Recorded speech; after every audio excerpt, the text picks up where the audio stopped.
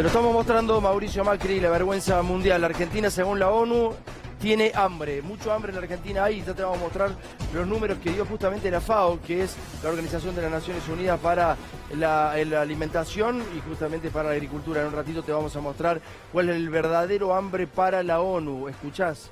Esto, para la ONU hay hambre y mucho en la República Argentina. En estos casos particulares uno siempre se pone a pensar el emisor, quién es el que emite este tipo de mensajes. La ONU supuestamente debería estar bastante conforme con los gobiernos de Mauricio Macri, alguna parte de la ONU, ¿no? Porque si bien se dicen que son altruistas y que quieren lo mejor para el desarrollo de los países, evidentemente que esto no es así. Bueno, la ONU le ha dicho a Mauricio Macri que el hambre ha crecido y mucho. Si lo podemos empezar a mostrar, Jorge, mostramos el estudio que se realizó en Argentina. Esta es la portada de la FAO, justamente, de la Organización de las Naciones Unidas. Empezamos entonces mostrándote la portada del estudio que todavía no ha sido traducido, pero este es un estudio que se terminó la semana pasada, o por lo menos se publicó la semana pasada. Y lo que vamos a empezar a ver son los datos de este estudio. En la segunda parte, justamente, vas a ver el proceso hacia las metas de desarrollo sustentable. Y acá viene el gran problema, prevalencia de la inseguridad alimentaria grave en la población total. O sea, estamos hablando de hambre. En el año 2014 a 2016, de 2014 a 2016, era en la Argentina del 5,8%. 2016 a 2018, fíjate, ha crecido el doble, el 11,3%. En Sudamérica, en el mismo periodo, es 6%. Y crece al 8%. Es decir, que Argentina ha crecido en pobreza, en hambre, perdón, no en pobreza, indigencia, hambre absoluto, más que el resto de Sudamérica. Más que el resto de Sudamérica. Y fíjate donde dice que hay inseguridad alimentaria moderada o grave, Argentina crece del 19 al 32,1%. Es decir, que en la Argentina padecen hambre, según la ONU, el 32,1% de los argentinos. ¿Cuánto es en millones? Jorge, por favor, toma esto. En millones de habitantes, 14.200.000 personas para la ONU. Esto no es el INDEC, esto no es una cosa que esté teñida políticamente, no está Guillermo Moreno por detrás, no está la UCA, no hay nadie. Es la ONU. 14.200.000 personas padecen hambre en la Argentina. Y no vamos a caer en la verdad consumada de que Argentina es básicamente un productor de alimentos. Porque en realidad no es un productor de alimentos, es un productor de commodities, que no es lo mismo que alimentos, que no es lo mismo que alimentos. Y hay que ver quiénes son los dueños de ese commodity. Como dijo Alberto Fernández, lamentablemente los recursos naturales están en manos de extranjeros. El informe de la ONU, la FAO, destaca a la Argentina dentro de los países con hambre cero. ¿Esto cuándo fue? Hace unos años. En 2014. En 2014, los mismos informes que viste recién daban -5. Por favor, dame el próximo paño, Jorge, porque estamos diciendo que la FAO decía hace 5 años que no había hambre en la Argentina. Y Mauricio Macri hoy, en medio de que le están pidiendo la emergencia alimentaria, en medio de los movimientos sociales, que la Organización de las Naciones Unidas le está diciendo que hay más de 14 millones de personas con hambre, tuitea esto: vamos a exportar harina de soja a China. Esto fue hoy, a las 11:49, parece como increíble, un presidente sacado de una realidad, un presidente que cree que no sé cuál es la realidad.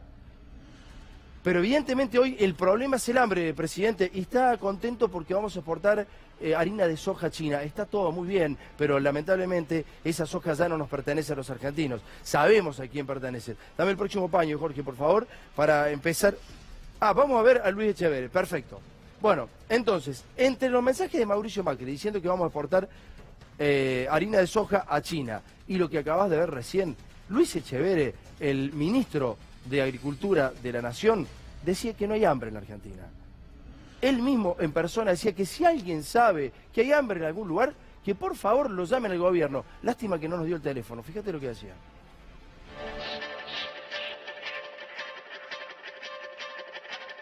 Todos los comedores que hay en la Argentina, que son abastecidos por desarrollo social, los merenderos, las parroquias, los clubes donde se da de comer alguna merienda, están perfectamente abastecidos. Si alguien conoce algún merendero, comedor, etcétera, que le haga falta algo, rápidamente vamos y lo suplimos.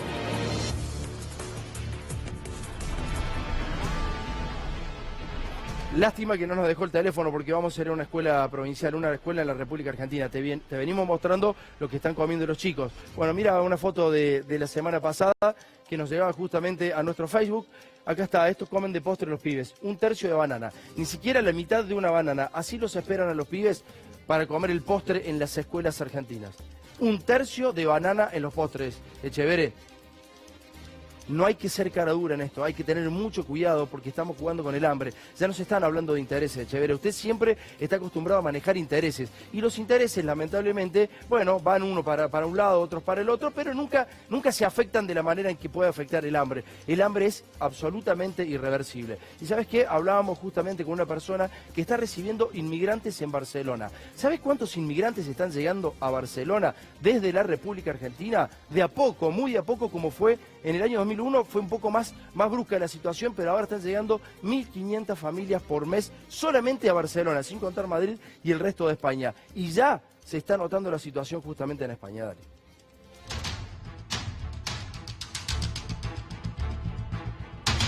Diego, contame dónde estás en este momento. En este momento en un pueblo que se llama Arbúcies, en la provincia de Girona, a 80 kilómetros de Barcelona. Contame qué fenómeno está pasando hoy con los argentinos nuevamente. Mira, desde hace un año comenzó a cambiar el tipo de argentinos que venían. Antes venían muchísimos turistas, especialmente cuando se levantó el cepo. De hecho, durante un año entero, los argentinos eran la mayor cantidad de turistas y los que más gastaban. Claro. Ahora se invirtió la situación y ahora hay mucha más gente que viene como turista o con papeles para radicarse en Cataluña y en España. Se calcula, según fuentes diplomáticas y de la policía, que están llegando a Barcelona entre 1.000 y 1.500 argentinos por mes, sin contar los que van a Galicia, los que van a Andalucía, los que van a Madrid. 1.500 argentinos por mes a radicarse directamente. Sí, exactamente. De hecho, nosotros hemos tenido que organizar unas reuniones cada 15 días, para darle acogida a la gente que llega, porque hay algunas personas que llegan bien en el sentido de que tienen información, han buscado el tema de los papeles, y hay otra gente que viene hablando en criollo a la Bartola, llegan aquí, están sin papeles, se les acaba el tiempo de estar con turistas, hay algunos que están viviendo en la calle. Por lo tanto, es un fenómeno migratorio desordenado. La última estadística de la ciudad de Barcelona, la primera comunidad inmigrante son los argentinos, superando a los marroquíes y a los ecuatorianos. Me decías que hay gente que está viviendo en la calle, hay familias que viven en la calle, van de Argentina a Barcelona y... El trabajo que hacemos nosotros como asociación, dando acogida y ayuda en conexión con los servicios sociales y con los cálidos, tenemos desde una compatriota con refugio, como solicitante de asilo, a personas que nos llegan de la calle, enviadas por los servicios sociales. A algunos les podemos dar cabida y a otros una familia que directamente se reunió el dinero para que se regresaran, porque no tenían 2 hijos, se habían venido con 500 euros, teniendo papeles españoles, pero por más que tengan papeles españoles, están aquí unos 2.000 o 3.000 euros necesitas para aterrizar, digamos. O sea, esa gente que va como familia cree que con 500 euros consigue trabajo rápidamente, no consigue el trabajo y tienen que regresar a la Argentina. Exactamente. ¿Cómo es el perfil de las familias que viajan, que están ahí, que buscan laburo, qué tipo de trabajo buscan? Familias jóvenes con 1 o 2 hijos, con formación, profesionales muy formados o trabajadores muy calificados. ¿Esperan que lleguen muchos argentinos? ¿Muchos más de lo que están llegando? Sí, a medida que avance la crisis, hay más gente que se viene. Estamos montando una red en Cataluña para aumentar la acogida. Hay mucha tristeza, en la calle se nota que hay argentinos con tristeza, digo, en Barcelona. Mira, hay gente que pasa momentos de desesperación. Están en la calle, si venir de vivir con su familia, estar en la calle es muy duro. Entonces, hay momentos de angustia, pero también hay esperanza. Y hay mucha solidaridad. Me decías que no tenés número de Madrid. No, debe ser más porque hay muchos más vuelos internacionales.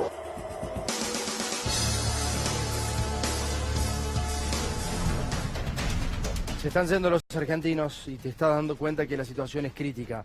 Evidentemente que es crítica. Empiezan a irse las familias jóvenes con hijos pequeños a España nuevamente a ver si encuentran laburo. Esto es lo que le dan a los jubilados en el medio de la emergencia alimentaria que se debería declarar en la Argentina, pero que evidentemente el gobierno no está viendo. Son 7 productos para todo el mes. Le dan una latita de arvejas, algo de fideos, algo de galletas, un aceite, una yerba mate y una leche descremada. Es todo lo que le dan a los jubilados para que se mantengan durante un mes. Los jubilados son pobres y te diría que en muchos de los casos son indigentes. Millones de jubilados son indigentes. Lo que veíamos recién de las 14.200.000 personas que hacía la ONU, que hay de hambre en la Argentina, muchos de ellos lamentablemente son jubilados y ese es el bolsón que le están dando.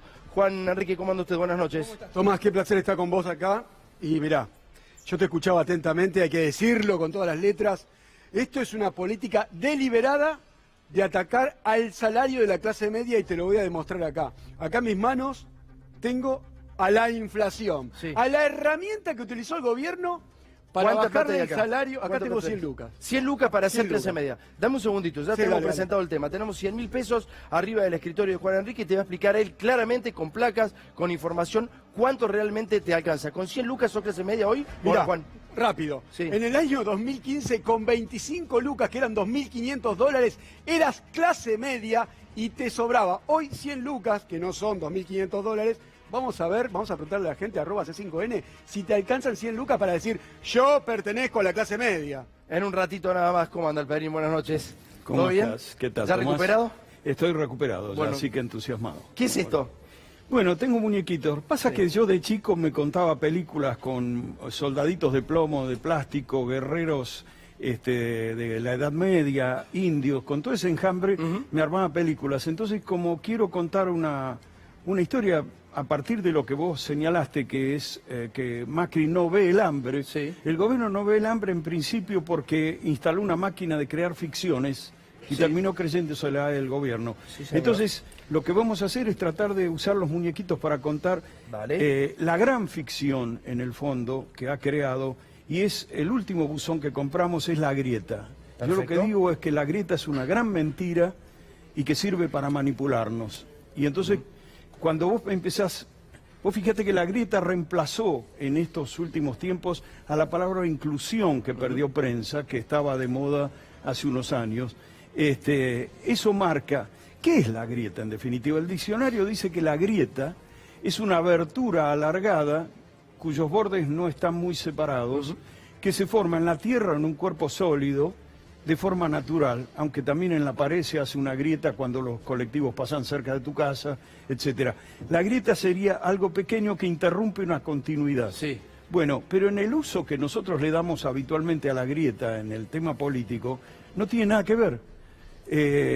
No son, imaginamos dos bandos parejos, enfrentados agresivamente, y que eso permea, por cierto, hasta las familias, donde terminan en peleas en las cenas, peleas entre amigos y demás.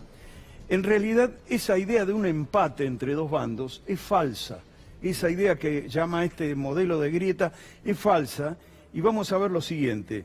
De un lado, digamos, normalmente ponemos entonces los dos términos principales de la grieta. Ahí está Macri, estoy buscando amarillo, por acá Mauricio. Sí, señor. Este es Mauricio. Ahí muy bien.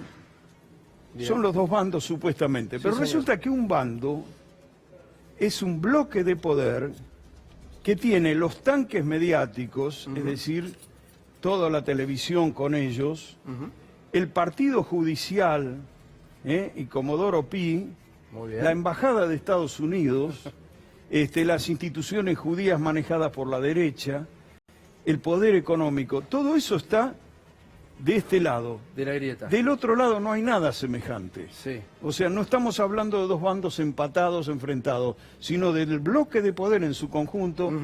Y la diferencia no es solo de recursos y corporaciones del bando este contra este, sino que hay otra diferencia. El bando autodefinido como republicano acusa a los peronistas, a los kirchneristas, a los bárbaros populistas de las cosas más terribles que se han cometido. Es decir, traición a la patria por el memorándum con Irán, mandar a asesinar un fiscal, mandar a asesinar el triple crimen narco de la efedrina, robarse 2 PBI. Son todas acusaciones de tal magnitud que vos estás diciendo con eso que este bando es una banda mafiosa fuera de la ley.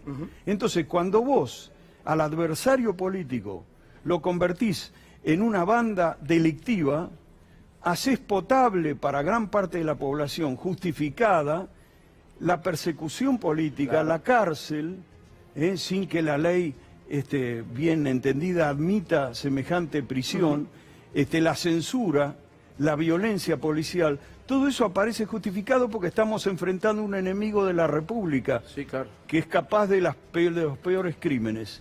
Entonces, lo que están produciendo de ese modo es un estado de justificación para lo peor.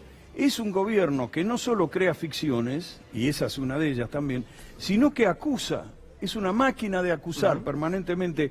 Tenemos, creo que por aquí, Marcos Peña, a la Bullrich, y ahí a la tenés figura, Carrió está allá. aquí está, Esa es la República. a la sí. figura cumbre de máquina de acusar, pero también Macri, también Peña, también Vidal, Sí, claro, claro. se convierten Eduardo Feynman, digo, gente que los acompaña desde los medios.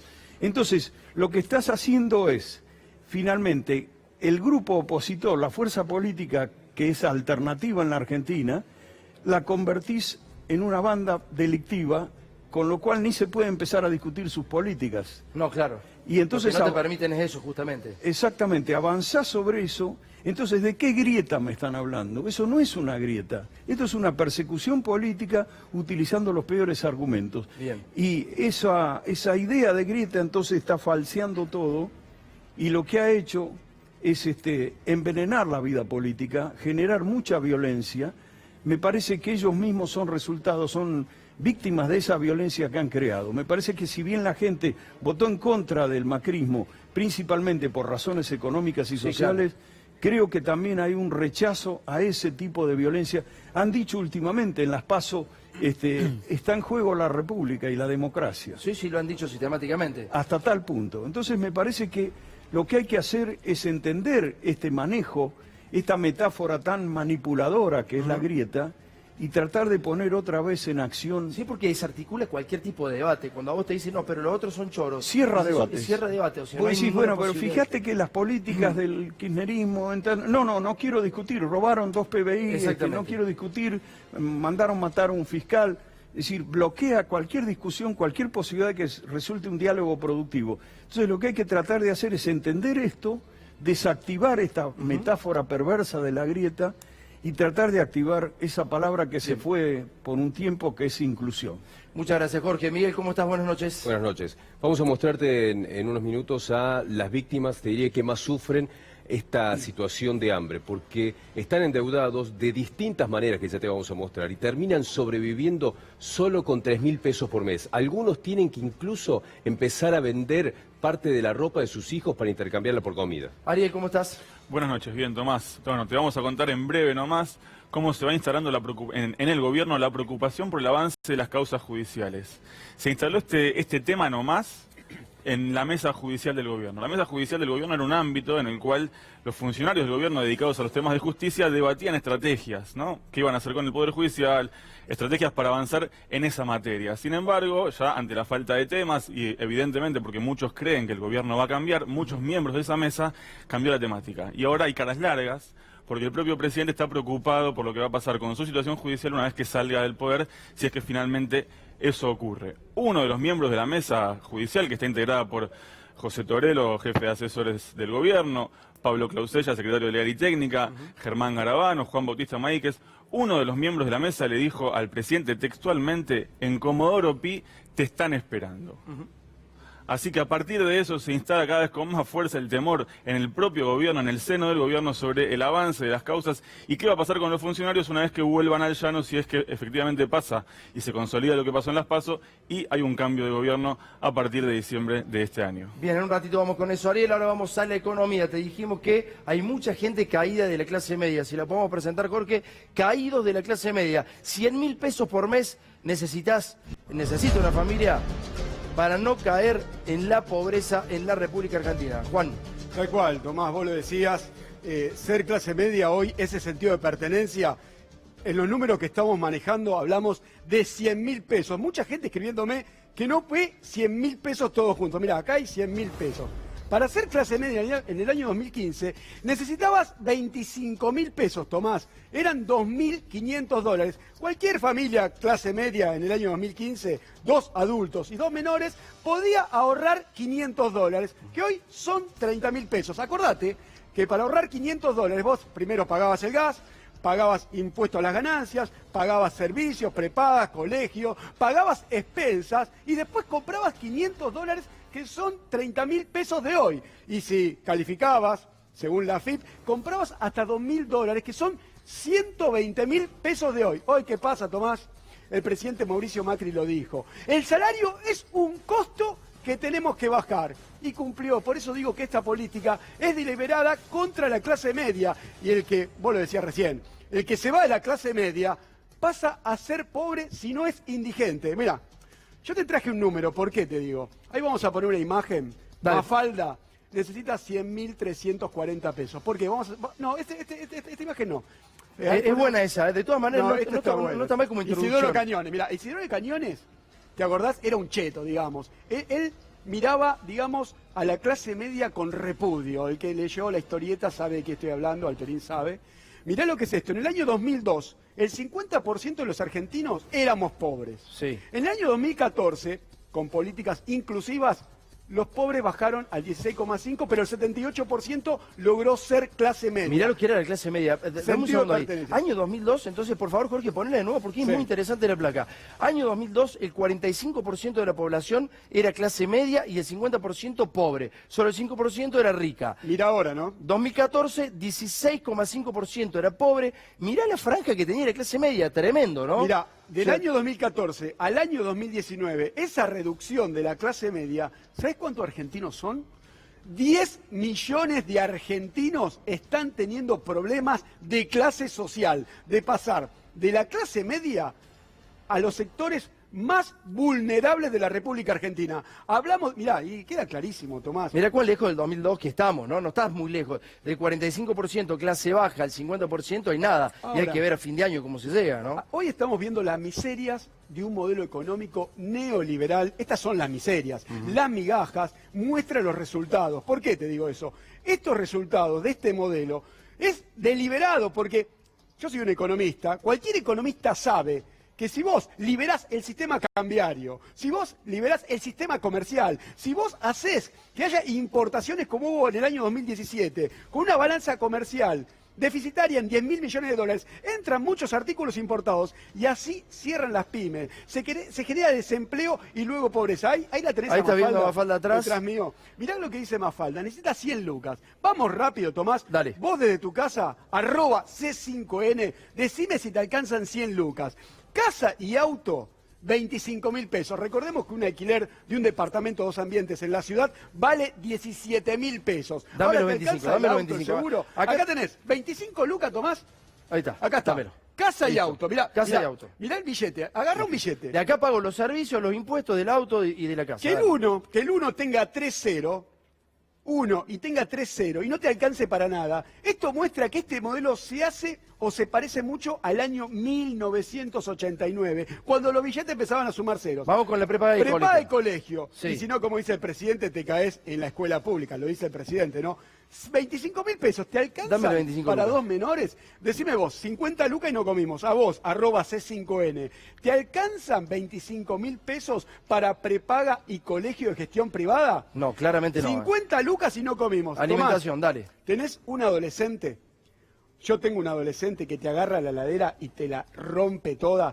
25 lucas, 1.000 pesos por día. ¿Te alcanzan, Tomás, para darle de comer a tus toda la hijos? familia.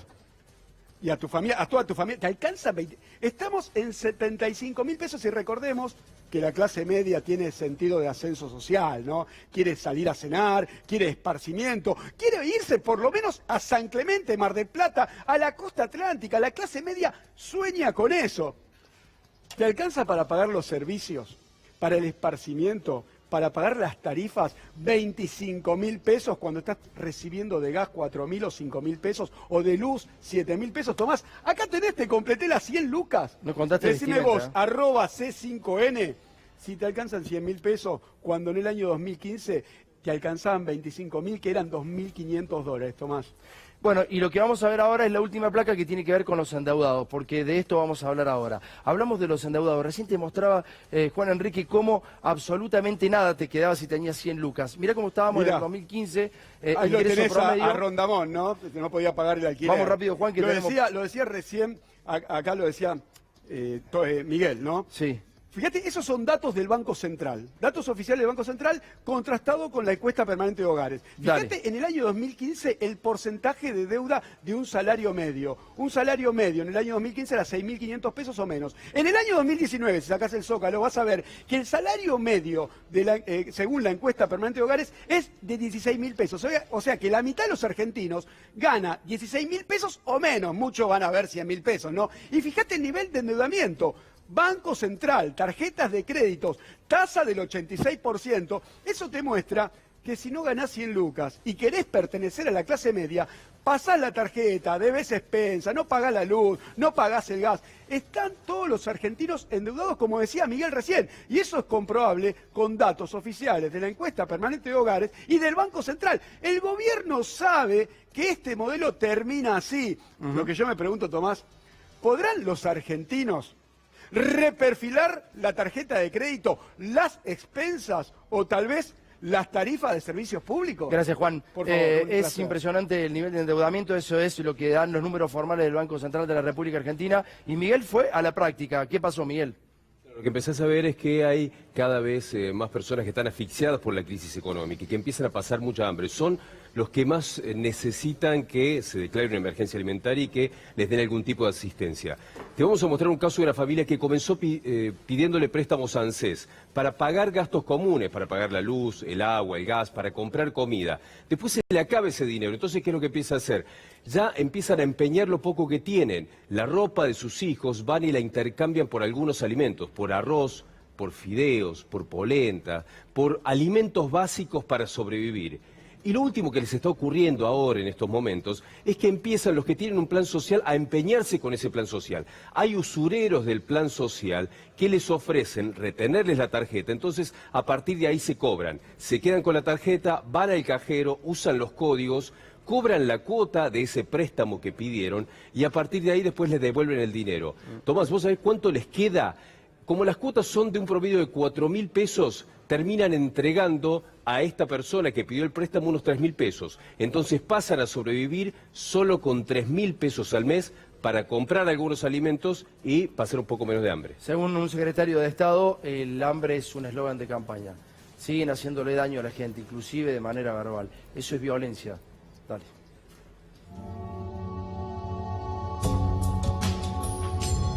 Raquel, tuviste que pedir préstamos, ¿cómo fue? Sí, tuve que pedir préstamo por circunstancias de que alquilaba, no llegaba a pagar el alquiler. Recurrí a ANSES, al préstamo de la asignación, y ese préstamo en ese momento me alcanzó para solventar los gastos del colegio de mis hijas y la comida.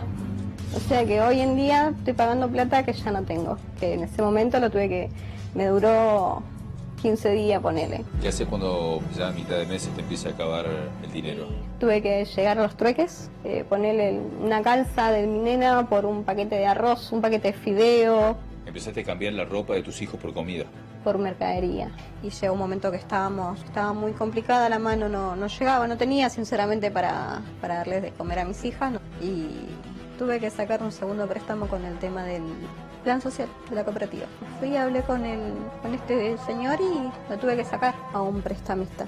Me ofreció en ese momento 10.000 pesos. La forma de que ellos te cobran es, te retienen la tarjeta ellos. ¿Cuál es la tarjeta que ellos te retienen? La del plan social que se cobra, digamos. Se quedan con tu tarjeta del plan social. Tu tarjeta, te piden el código, todos los meses van a cobrar ellos, después te traen el ticket con el monto que ellos cobraron, se cobran la cuota y te dan el vuelto a vos.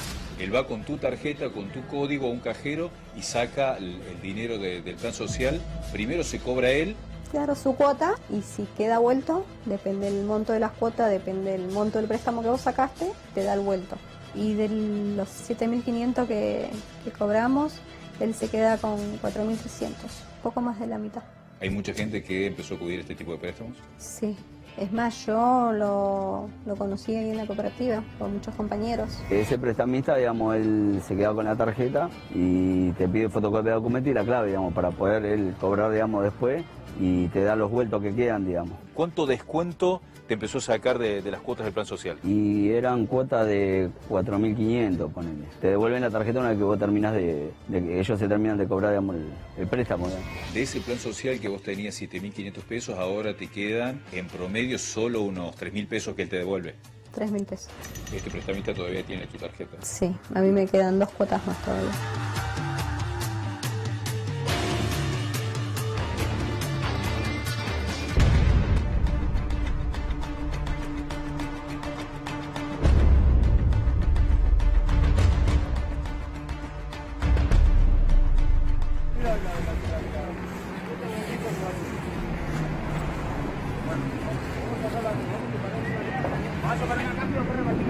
Eso es Puerto Madero y tiene obviamente audio. En un ratito va a hablar uno de los muchachos que forma parte de la Asociación de Carniceros de acá de Buenos Aires. Y lo que dicen, bueno, justamente es que en Puerto Madero, frente a un restaurante, con los desechos de carne que hay justamente en la vereda, empieza la gente a repartirse el alimento. Estas cosas no se veían. Claramente la cantidad de este tipo de situaciones que se repiten minuto tras minuto, metro tras metro, no solamente en la ciudad de Buenos Aires. Imagínate que esto es Puerto Madero. Yo quiero básicamente que pienses cómo está viviendo la gente en el interior del país, en Chaco, en Corrientes, donde la pobreza supera casi al doble, el triple, en algunos de los casos, de lo que es en Cava. Eso pasa en Cava, en Puerto Madero. Ahora imagínate lo que está pasando en la República Argentina. La situación verdaderamente no solo es angustiante, sino que además es irreversible en el corto plazo. Lo dice justamente la ONU, es irreversible en el corto plazo. Silvio, ¿cómo anda usted? Buenas noches. Tomás, buenas noches. ¿Cómo andás? Realmente una vergüenza, ¿no? A metro de la oficina de Echeverre. Digamos, Secretaría de Agricultura, donde ahí se ve que realmente los argentinos, más allá que haya bajado el 12% de consumo de carne, en los sectores medio y bajo ha bajado por debajo de los 30 kilos de carne por habitante por año. Digamos, realmente una vergüenza no tener una política en la cual los argentinos volvamos a tener nuestra mesa por lo menos 3 veces por semana en los platos de los argentinos un pedazo de carne, y hoy apenas una vez por semana los argentinos de clase media y media baja estamos comiendo carne. ¿Cuáles son las políticas necesarias para que el argentino pueda consumir carne nuevamente? Y en este momento, digamos, regular el tema de la exportación a China, que obviamente nos está perjudicando, pero profundamente. Digamos, los cortes más baratos, por ejemplo, los osobucos. Hacemos un cálculo sencillo. Para un trabajador de la carne, por ejemplo, 2017, el osobuco costaba 56 pesos. Y un trabajador cobraba por hora 83 pesos. Podía comprar 1,4 kg de osobuco que lo usamos para el puchero. O sea, estamos hablando del corte más barato. 2018, 132 pesos, un trabajador cobraba por hora 101 pesos, ahí ya bajó a 750 gramos de osobuco en el 2018. 2019, cuando la exportación a China este año creció casi 110.000 toneladas más, el 70% a China, el kilo de osobuco 200 pesos, la hora del trabajador de la carne 130 pesos y puede comprar 650 gramos de osobuco. O sea que un problema es la gran exportación que hay de carne hacia el exterior. De las categorías más bajas que consumen argentinos, falda, paleta, aguja, digamos, todas las categorías bajas. Digamos, eso nos lleva como consecuencia a no tener una regulación para este sector, para que los argentinos que menos ganan, obviamente, puedan acceder a esos cortes. Y en el consumo interno totalmente desplomado. Porque vos tenés en la provincia de Buenos Aires más de 24 empresas en preventiva de crisis, en la provincia de Santa Fe 14 empresas en preventiva de crisis y en la provincia de Córdoba 12 empresas en preventiva de crisis del consumo, tanto del chacinado, de vacuno y de pollo. Muchachos, participen, pregunten lo que tengan que preguntar, pero la verdad que es impresionante. ¿Esto se puede revertir en los próximos meses? ¿Hay algo que pueda cambiar este indicador? Nosotros estamos planteando en este momento, digamos, para el sector exportador, rápidamente una recomposición salarial para septiembre-octubre de 3.500 pesos. Para el sector del consumo, donde está la crisis, que hay que de despido por goteo, eliminar el remito electrónico que ha implementado el gobierno, que ha ayudado a incrementar la carne un 12%, bajar ingreso bruto en la provincia de Buenos Aires, que está cobrando el 8.5%, cobrarlo normalmente en 1.5%, y que la asignación esa que ha dado el gobierno que se retiene del 11% de la jubilación se extienda también para los meses de octubre y noviembre. Vamos a ver el informe sobre la caída de consumo, justamente de carne. ¿Querés preguntar algo, Jorge, antes? Sí, te agrego un par de datos sobre la caída de la clase media, referido a Capital, a la ciudad de Buenos Aires y el conurbano. Sí. 200.000 personas se cayeron de las prepagas, salieron de las prepagas por imposibilidad de hacer frente a los gastos que van aumentando cada mes. Y en respecto de la escuela privada, 150.000 chicos de escuelas privadas dejaron esas escuelas privadas y 50.000 estudiantes de universidades privadas abandonaron también esas universidades privadas. Dos datos muy fuertes sobre la caída de la clase media. Bien, y la caída del consumo de carne, lo que vas a ver ahora es justamente esto, ¿no? Son los indicadores que han caído en la Argentina. Recordemos que Luis Miguel Echeverre era parte de la Sociedad Rural Argentina y que es ganadero. Bueno, así no fue, dale.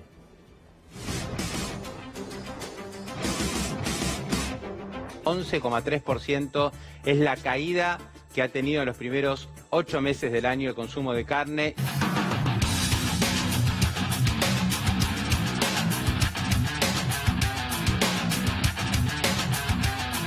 ¿Cuánto hace que no comen carne? Buah, si le digo eso, usted no sabe. Ya, tampoco, no puedo. Comprar un pedazo de carne no puedo. A veces uno agarra menudito, lo más... ¿cómo? ¿Pero come menudo seguido? O... No, seguido no. Cuando hay plata. O sea, ¿se hizo vegetariana a la fuerza? A la fuerza, porque no se puede comprar a veces. El consumo que cayó per cápita en 7 kilos, Rolo, por habitante. Mirá la caída, de 55 kilos en el año 2018 a 51 kilos per cápita en los primeros meses, 8 meses del 2019. Hay días que yo como fideo, hay días que como arroz, hay días que tomo mate todo el día. Es la realidad de la vida. Y el mate amargo porque el azúcar ya está cara, la hierba está cara. O sea, Hoy no escuché un comes precio de la proteínas, no comes carne, no comes pollo, no comes verduras. Carne, no, ya de carne no hablemos, porque ya no se puede comer más. Un promedio de 7 kilos per cápita el consumo de carne, que vos que trabajás en una carnicería lo ves así. Sí, yo veo que se la trabaja mucho menos de lo que era antes. Nosotros trabajamos local lleno todos los días y ahora lo podés ver, no hay gente. Mirá lo que, claro, en el 2015, Rolo, comíamos asado. Y mirá en el 2013, ¿no?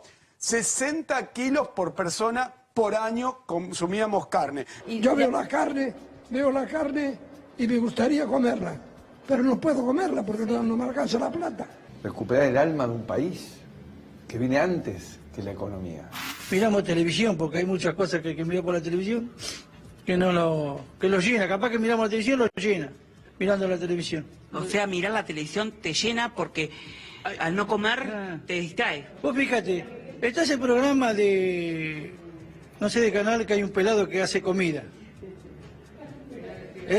Que hace comida y eso capaz que te llena de ver la comida. Hay muchos programas de televisión que están andando haciendo comida y vos mirá eso, le digo, yo el otro día a mi señora, estamos viendo, estaban haciendo vacío, no sé qué vacío estaban haciendo.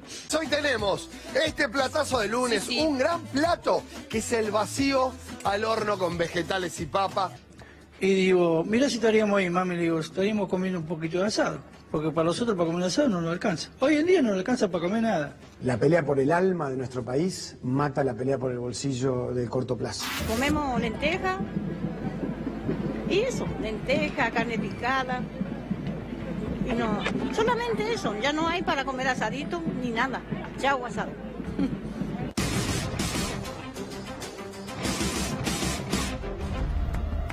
Ni el alma ni el hambre pudieron saciar los muchachos, es realmente tremendo.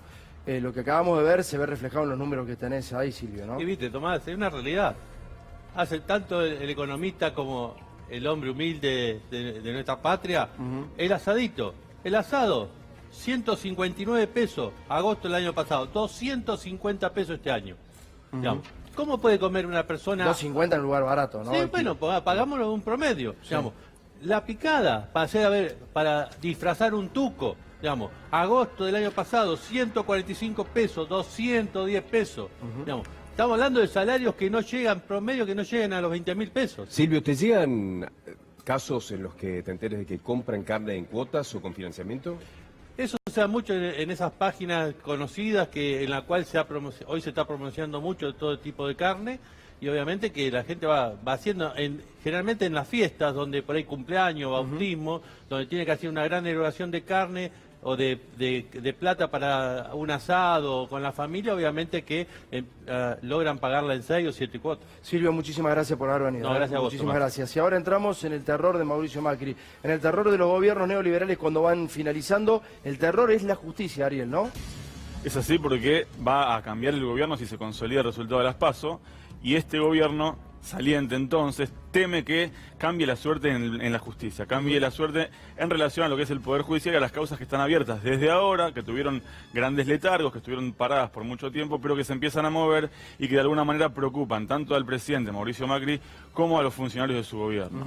El principal preocupado es Mauricio Macri. ¿Por qué? Por una causa que ya hemos hablado largo y tendido aquí, que es la causa del correo argentino. En esa causa, aunque Macri todavía no fue requerido por la justicia, porque sí lo fue Oscar Aguad, uno de sus ministros que estuvo a cargo de la negociación, es la que más le preocupa porque detrás de todo lo que está es una empresa de su grupo familiar, el Correo Argentino Sociedad Anónima, que pertenece al grupo Macri. Esa es la causa que más preocupa al presidente y que teme que si tiene que finalmente salir del poder, esa causa le vaya a generar dolores de cabeza a nivel judicial. Además hay otras causas vinculadas con sus empresas, como es el caso Ausol, que también lo hemos comentado acá, donde se investiga si hubo un beneficio dinerario muy grande de 500 millones de dólares a una empresa vinculada también con el grupo Macri, que tiene que ver con las autopistas, que iba a reclamar ante el CIADI y que finalmente logró un acuerdo extrajudicial, incluso por fuera también de lo que es el CIADI mismo, y así se hizo de 500 millones de dólares.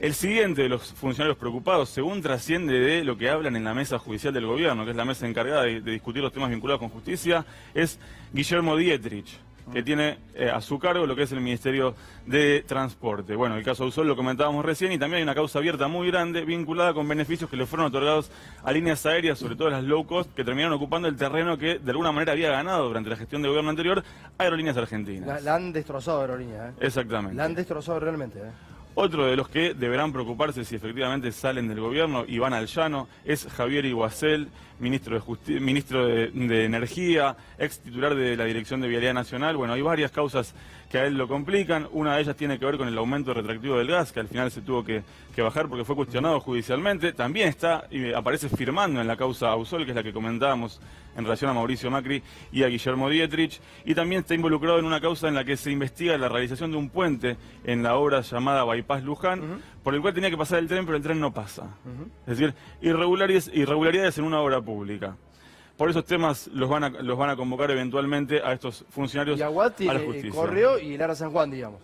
Y Oscar Aguad ya fue indagado por el caso Correo, se va a resolver su situación procesal en breve, cuando el juez dijo reciba un informe que acaba de reclamar para ver si fue o no abusiva efectivamente la quita que proponía el gobierno aceptarle a la empresa en el marco de la negociación por la deuda del Correo Argentino, y la investigación de Lara San Juan, que eventualmente va a llegar hasta él, y él lo sabe porque fue una tragedia que ocurrió bajo su gestión en el Ministerio de Defensa, y además hace poco dijo en una declaración pública que el hundimiento de Lara San Juan tenía que ver con la inexpertise de sus tripulantes.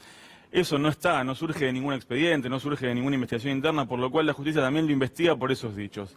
Ahí hay un abuso de autoridad, entre otras cosas. Bueno, lo que vamos a hablar ahora, tenemos 10 minutos para hablar de lo que ha ocurrido en un hospital, en el Hospital de Dolores.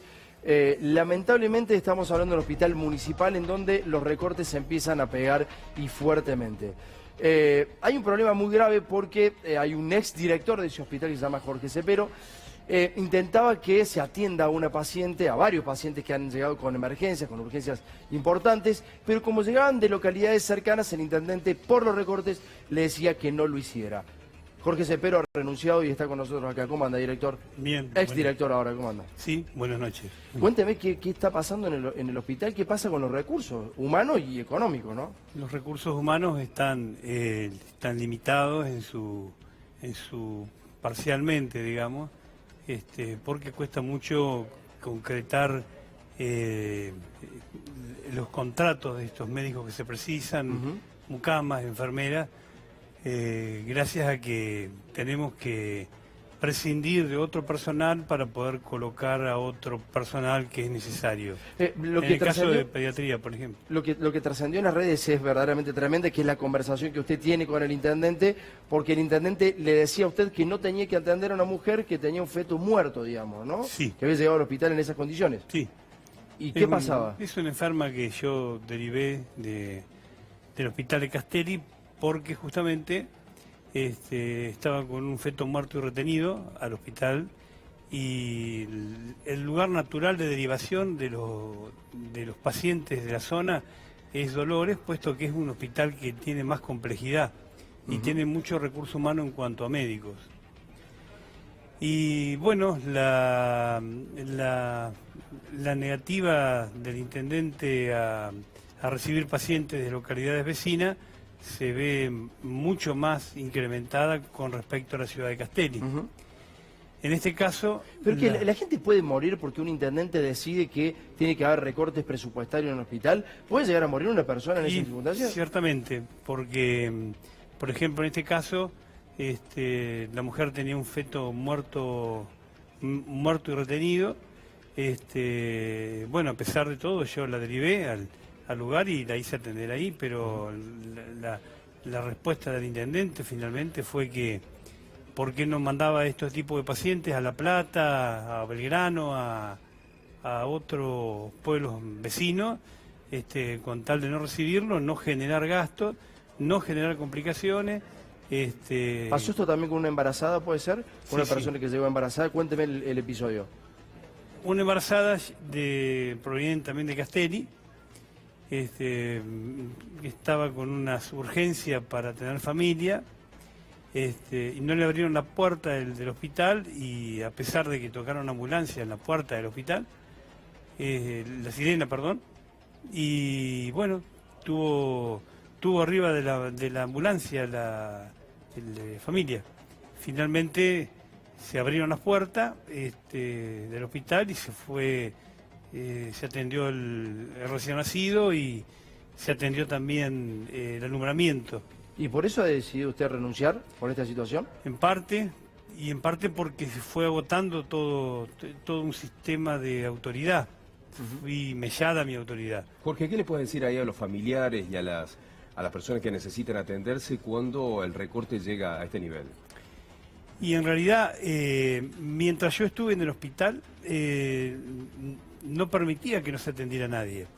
Pero justamente, por ejemplo, hay una situación que sucedió cuando yo estaba de vacaciones, donde justamente esta embarazada fue que tuvo familia en la puerta del hospital. Pero es impresionante la conversación que tenés con el intendente. Vos me has pasado, la comunicación completa, y verdaderamente el intendente le dice, no tenemos guita, tenés que desviarlo, tenés que mandarle a La Plata, como si fuera mucho menos que un animal, digamos, ¿no? Mucho menos que un animal. Dice, no me la pongas en el hospital. No es que, maestro, usted es político, usted debe abrazar a la gente, no rechazarla. Está rechazando a una persona que puede llegar a morir porque quiere hacer un recorte presupuestario. Y estábamos hablando, después usted habla también con el intendente de cubrir guardias, que esas guardias mensualmente costaban 50.000 pesos, cosa que me imagino que ese intendente 50.000 pesos las debe tener, digamos, ¿no? Sí, seguramente.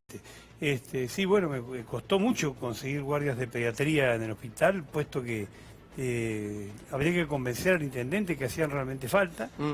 Y bueno, actualmente tenemos pediatras en forma activa desde el miércoles hasta el domingo, y el lunes y el martes no he logrado todavía, no pude lograr que contrataran pediatras en forma activa frente a la gran demanda que existe de atención en pediatría. Jorge.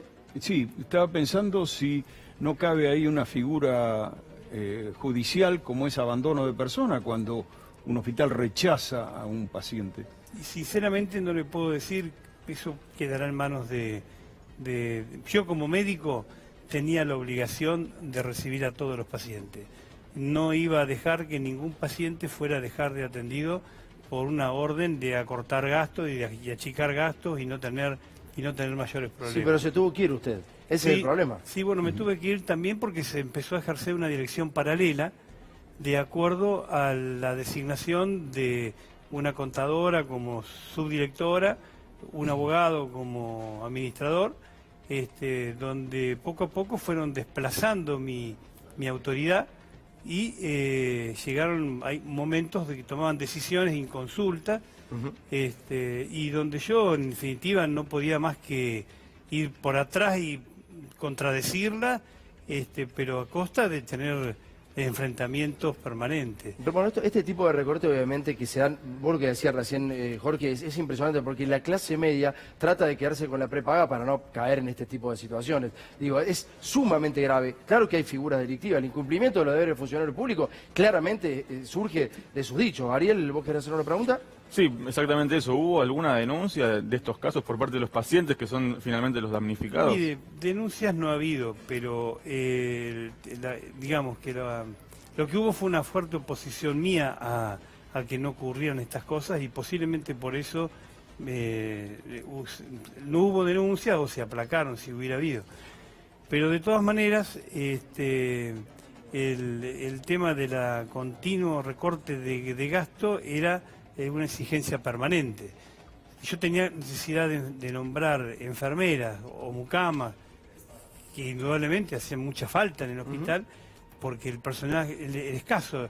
El hospital es un hospital extenso en superficie, tiene 1,5 manzanas, y solamente había 2 mucamas o 3 mucamas para limpiar semejante cantidad de hospital. Imposible.